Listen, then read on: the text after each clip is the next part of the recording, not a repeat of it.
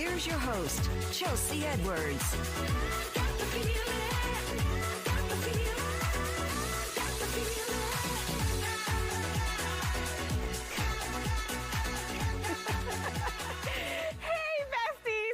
Another episode of Chattin with Chelsea. I'm your daytime bestie, Chelsea Edwards. Today's show is all about moving the right way, all right? We're going to show you how to hire the best movers and to pack the best way so that you don't lose your mind or your favorite coffee mug. Now, I understand firsthand how tough moving can be. I recently had a little over 30 days notice to pack up and move from the house that we'd been living in for 4 years. This was after a mold discovery in our home, and let me tell you, it was madness. I have the whole story up on my social at Chelsea Fox 26. You can check it out there. I'm happy to say that it did work out. It was rough, but we made it to the next spot. But either way, even if you had more than 30 days, 60, 90, I mean, moving sucks. My girl Taylor understands. I truly believe one of the most torturous scenarios that you have to go through as an adult is moving. It's moving. Don't even get me started on moving out of an apartment or into an apartment that's on the second, third, fourth floor. That's even worse. I think instead of jail time, we should just make people who have minor offenses move things for people. Something about carrying boxes up and down the stairs, unloading the closet, reloading the closet, stacking up dishes, unstacking the dishes. I am in the middle of a move and I have to take breaks periodically so I don't rip my own head off. See, this was me. It's like, why? Why do I have to do this? I like where she's going with those ideas, though. She's not wrong. She's not wrong. It's a bad experience. Yes. Most of the time. Most of the time. But you're here to smooth things out for us. Welcome, Madison Moses, head of customer success for Supermove. So let's start with what Supermove is. How do you make it easier for people to move? Awesome. Well, thanks for having me today, Chelsea. We are a moving software here for making moving faster, easier, and better for both moving companies and also people being moved, because like Taylor and you, most people have a bad experience and moving gets a bad rap, but it doesn't have to be the case, especially when finding a really great moving partner to help with making the up and down the stairs. You could always go for a convict, but I think maybe hiring a mover might work too. Yeah, that might work out a little bit better. Slightly. So is it like a Tinder for moving? Is it like I could swipe right and left on movers? How does it work? That is a good idea. We might need to partner on that one, but right now it's actually an operations system for the moving companies themselves, digitizing the process, having all the paperwork streamlined, giving you tracking on the truck and the day of, and really there to work with reliable movers to make sure they have a streamless operation on their end to ultimately make the move easier for you as a consumer and have really clear communication and transparency all across the process. And so you all have select movers who you work with.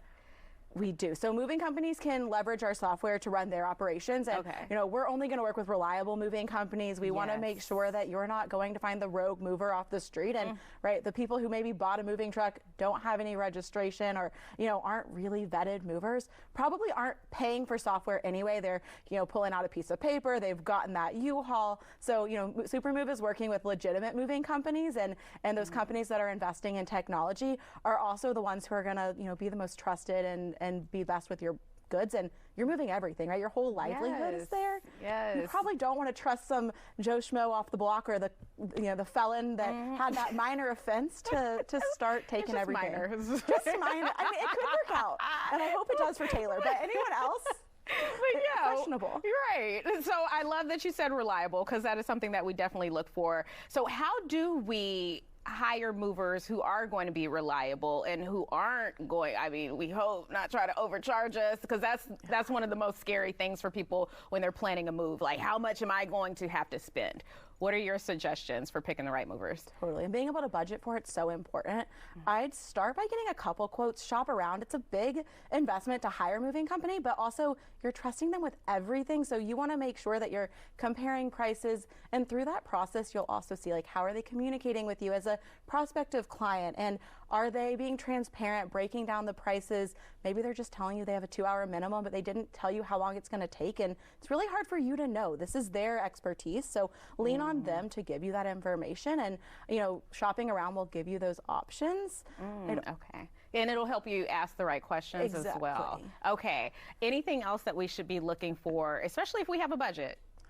Totally. And you can tell them you have a budget, right? Like there might be days that are a little bit more available and they'll be able to give you a more competitive price, or a weekday versus a weekend. So I'm all about asking those questions up front, having the conversation with the moving companies and making sure that they're a registered moving company through the Department of Transportation, right? That you can like actually vet them out and see if they've had any big complaints, if they actually went through that registration process, and kind of see how legit they are. Okay, that is super helpful. So if they are registered, that means that somebody's holding them accountable. Exactly. And most of the time they'll even put like their Department of Transportation or DOT number on their website.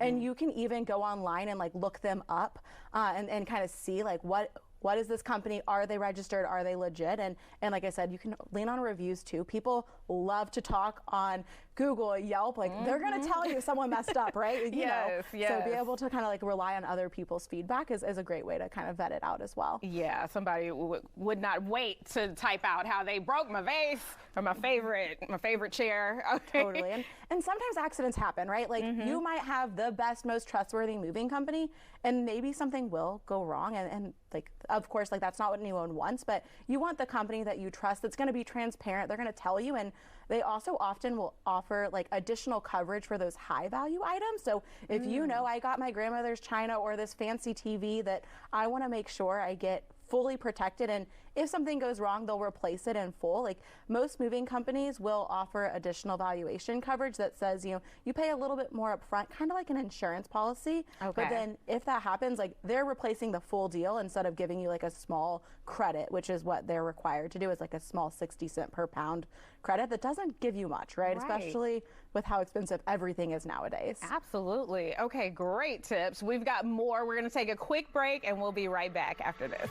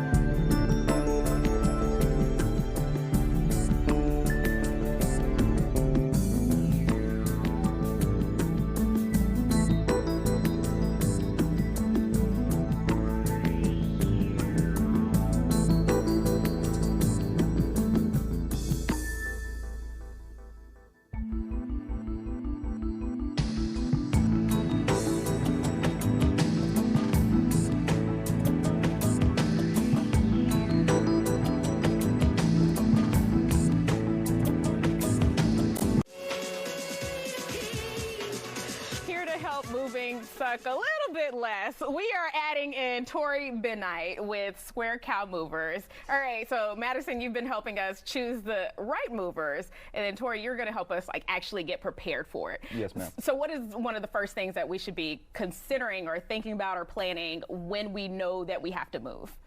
So I would really start with the decluttering of your house, knowing what you actually want to move rather than what you are going to get rid of or what really needs to go, because there's a lot of times when you're getting something to your new home and, well, we really didn't need this piece. You could have gone to Goodwill, you could have had a garage sale, and garage sale, that's going to make more money for your move, make everything easier in the process. Okay, I like that. Speaking of money, Madison, when it comes to hiring these movers, because oftentimes we're doing these things at the same time, and it's just a lot as I've lived like recently. When we're hiring the movers and we're looking at the money, we talked about the budgeting. What about when they ask for a deposit? How much should that be? Yeah, I definitely would stay wary of anyone who's collecting a really large deposit up front. Definitely a red flag. Some companies will get a deposit to put on the books, but less than $200 is pretty standard. And I would look for someone who's collecting that through like a secure credit card platform, not asking you to Venmo them or send them cash. It kind of gives you like some things to look out for when you're getting a mover. Okay, all right, good point there. So let's say we have decluttered, we've got the movers locked in. What are the next steps, Tori? So I would say when you're looking for your mover, a lot of times, if you're in a house that's, more than 2,000 square foot, we would like to come do an in-home estimate. That's what you should look into. Okay. That way you know exactly what you're signing up for. You're kind of getting an idea of like how much is going, how many hours it's going to take, if you need a pack, if you don't need a pack. And really just, how much money you're going to spend in the end. Because the name of the game at the end of the day is your stuff taken care of? Are you happy with the professionalism you got? And then how much is it costing at the end? Okay, so that ties into what you were talking about. We should have something up front, that, like our expectations when it comes to this budget. It shouldn't be so far above, or does that just happen all the time where, we're quoted a price and then it's like crazy double or something? Now, when you get into that, I could see, maybe if you forget to mention some things, maybe something like that. But at the time, you should just be able to tell everybody everything you have, and they should be able to give you a pretty good idea, because we're all professionals in this. We've been doing this for a while. They should give you an idea of how long it should take. If I give you the 2 to 4 hour range, usually we're going to come in right at around 3. I want to bid just 1 hour higher. That way we don't have any things in the end that we're having to worry about, or like we can make up here. And if I come in, 2 hours, well, then you're happy because you save money and you still got a good service. Okay. Do we have to do the walkthrough? Like they have to come ahead of time? Not necessarily. I mean, it's up to you, but it gives you more of a guaranteed of what you're looking into. Because if I'm coming into your house and I'm looking at everything you have, well, I'm going to stack the truck in my mind. And okay, well, this would take me this long, this long, this long. My guys can do this. Okay, and I can give you a general sense of like when you're able to leave in the morning. Maybe if you have something going through the middle of the day, you want to go sign the papers at your house. Well, I can tell you at 12:30 to 1 o'clock, we're going to be able to be on the road. So if you want to go take care of that, let us into your home. Well, now we can get everything set up for you for your house. Now, when you get back to your home, you just tell us, hey, I just want this moved over a little bit this way, a little bit this way. Oh, I like that. That sounds like full service luxury. Yes, like y'all just do everything for yes, me. Ma'am, that's the plan. The only thing I need to remember is to keep certain things with me on moving day, right, Madison? Totally. You'll want to make sure you have the things with you. And if you're not going to be home for that in-home walkthrough, they might give you an option to do it over the phone, video. Like with technology, they can also like capture videos and give you the pricing. The biggest piece is if you don't have them see what's in your home, they're just guessing on those hours, on those quotes. So they might throw something out there that's totally off. But if these professionals are coming in and like giving a walkthrough or talking through those items, they're going to be way more accurate. And so it's better to budget off of that than telling them you live in a 2-bedroom home that maybe has a lot of things, maybe nothing. It's a much bigger discrepancy there. Okay. Do you sometimes get people who have packed away like their important documents and then they're like, where are those? Or like, yes. Okay. Yeah, I'd say any box you're using, you should label as to where it should go, where it came from, maybe a general brief description of like what's in there. That way, when you're unpacking, you have a lot of boxes at this point. Like you maybe have 6 in this room and 5 in this room, but you add up the whole house. Now you have 25 boxes to look through, and now you don't know where they go. Where they should be at the end of the move, and now you're getting your clothes in the kitchen. You got to bring them up. It's just a lot to deal with. Yes, it sounds so simple, but people especially if they're under pressure, they're stressed, they're trying to get this done. If they're on a time crunch like I was, they just forget some of these simple things. Madison, anything else that we should make sure that we keep in mind? Yeah, I think that's a really good starting list. I think other things to kind of take note of is, like you said, the important documents. You don't want your passport in a box somewhere being moved. Keep those with you, put them away as you're packing or as the movers are there, and put those in your car as you're going. I think definitely really important to have those, especially when moves come around, times of new homes, new apartments. You might need those, and if they're in a box, you don't want to be scrambling. The other piece is just leveraging movers using technology. I think that you'll be able to kind of have the digital paperwork. They're going to have it organized. You're going to have it organized. You might even be able to track the truck through a moving software like Supermove that will send the link. And I also put an AirTag in one of my boxes and had that on the truck. especially if you're going longer distances, you want to know where all of your belongings are, right? It's like a really good idea. Yeah. Man, I love that idea. Like an air tag, some kind of location device, so we know where the things are. Okay, so we got to get ready for moving day, right? I am a terrible packer, I will admit, but you're going to show me, Tori, how to pack properly. Yes, ma'am. Get it right so we don't break anything. Okay, guys, we're going to take a quick break. We'll be right back after this.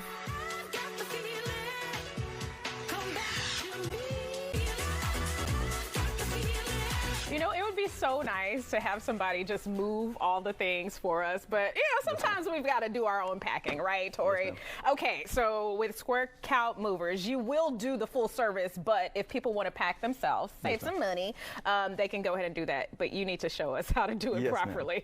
All right. So I'll start off with showing you how to prep a box real quick. Okay. Just to make sure that we keep everything safe. So you want to use 2 papers at least.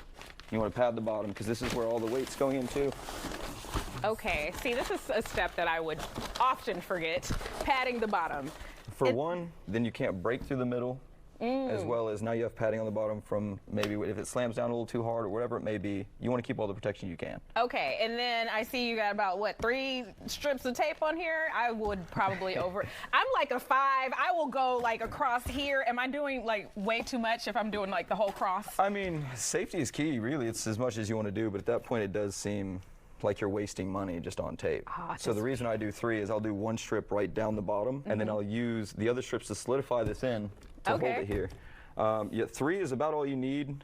These are going to be your heavier boxes just because the smaller boxes you use are where you want to put your heavier items. As to the bigger boxes, you want to use lighter items.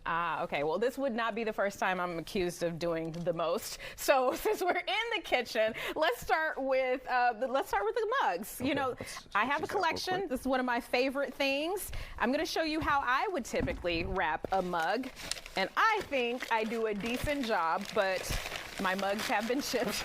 So. And your face says that's not correct. I would tighten it up a little bit, maybe some tape. Okay. You definitely wrapped it. I mean, it's covered. Okay, all right. So no, is it? Your face says no, Tori. I'd be worried about when you pull it out and it just kind of comes flying out and flinging out. Okay, all right. So you have another method for me. So what I like to do, there's many ways to skin a cat here. Okay. But what I like to do is I'll grab 2 sheets of paper and you fold it right into the handle. Fold it over once. Now you don't see the mug anymore. You come over for more protection. Now this is 2 pieces of paper, and as you roll it up, it's protected even more. So you probably have 4 ply here. Well, then with all this excess, you want to push it all into here. Because with this, it's now solid inside of here. Oh, so wow. a lot of what you deal with is other things hitting and it's empty inside and it just breaks or cracks. Okay, I feel like you have to have some muscle to do this. But I will give it my best shot. Okay, roll it and all right, that right here? And then I can go ahead You want to come up over the bottom here? Okay. And then now you can just roll through. Oh, okay. And you did yours long ways, so now you're going to have maybe 6 ply paper. Wow. Okay, so this is actually going to make it to the next location. And I smush. I don't want you to chip a nail here. Okay. Either way. See, this is the part where you're like, just hire somebody to do it. Okay. And then they should all look pretty uniform by the end. So everything stacks well together. Okay. So you would have, you know, an assortment of different dishes in here. What I would do is keep all the same assortment. So like you want to do all mugs, you want to do all glass cups, all plates, all bowls, anything that you can keep the same in there. Okay. For one, it's easier when you're opening the box and you're looking at what you have. Okay, well, these are all plates. But you don't have like plate, mug, bowl, plate. And we're making sure that we label. Exactly. We should be labeling every time. All right, show me how to do the plate because it seems simple, but I'm sure as a pro, you got a method. Plate's definitely a little easier. With your bigger plates, I like to use what comes out to be 4 sheets of paper just so it's big enough. Oh, okay. Put this guy right in the middle. So you take these 2. You'll take these 2 pieces of paper. Now you'll come over top here. You'll come back over top on this side. And it's gonna look ugly, but it is effective, I promise. So then you're folding it into itself, and you're folding it back into itself. Oh. Now you have about 4 ply here. They stack right on top of each other. That's beautiful. You can just put plates in there on top of each other. Okay, that's definitely going to make it. What would you say is a misconception for people when they're doing a move? or packing for a move? I would say leaving out like the attic, the garage, or outside furniture. It's big to make sure that you talk about these things, let people know about them for the move. Okay. Now for packing wise in general, you don't have to pack those things, so that's no big deal. But you want to let people know, how much china you have. Say we're just doing an over the phone call, you're telling me about what's in your house. Well, if I'm doing a full pack for you, I need to know that I need to bring a lot of paper or bubble wrap or whatever it may be. Okay. Because if you have a full, we'll say, armoire full of china, well, one book of paper is not going to get it done. Oh, okay. At that point, having the most detail to get there, well, then we're not using more time to wait for materials to arrive or this or that. We have everything up front. Okay, I feel like I was not following directions, but is that okay? That looks, honestly, That'll that's fine. work. Okay. All you're looking for is everything's covered on every side. Okay. And they stack right in. Awesome. Yes, I will say on my last move, I completely forgot about some things in the backyard, like the garden hose, and then that resulted in a whole nother trip with a car full of random things. Yes, ma'am. So make sure we include those as well. All right, I got another question for you. Okay. With the pot, since we're in the kitchen, can we just like throw these? Can we just like do a little something like I do how I used to do my mugs and toss it in? Are we good? Personally, I don't see a big reason for you needing a bunch of coverage on a pot and pan. I mean, something like this is just going to make it to where the next pot and pan sits into it. I would put another piece of paper inside of here, but being that this isn't glass, I mean, you're not really going to have a lot of chipping or anything. It's just going to sit in here with everything else. What you're looking for in the end is the tightness of a box. That way it keeps everything solidified in one place. Ah, okay. And so what is this, like a medium-sized box? This is a small box. This is a small box. Yes, oh, small. Okay, so when you have the really big ones, do you get people who just like throw all the things in there, their heaviest items? Yes. Okay. And that is, I mean, you can, but I would prefer if you didn't. Okay. Because, you get a set of 3 or 4 boxes. You're trying to move that. You put 80 pounds in each box. That comes out to what, 240, 320 pounds. I mean, that's a really heavy stack you have there. Now, if you have to take one of these 80, 200-pound boxes upstairs because we didn't label to start, now we're taking it up here. Well, it's going to take a lot longer. Yeah. It's going to be very hard. Yeah, and even if you have the movers moving it, but you end up having to relocate it by yourself, is something to consider. Because I'm not moving a 100-pound box. Let me tell you, I will call you back. Our goal would be not to do that to you, right? At most, you should have maybe a 50-pound box. Okay. And if you have to end up moving that yourself, that's about the limit you should have. But really, any mover you hire should be able to put everything in the exact place you want it. Whether it's 2 inches to the left, right, box is the same way. Got it. So keep that in mind, even with the big ones. Okay. Even with the big ones. All right. I feel like I could do this again. Not that I want to. Guys, we're going to take a quick commercial break. We'll be right back after this.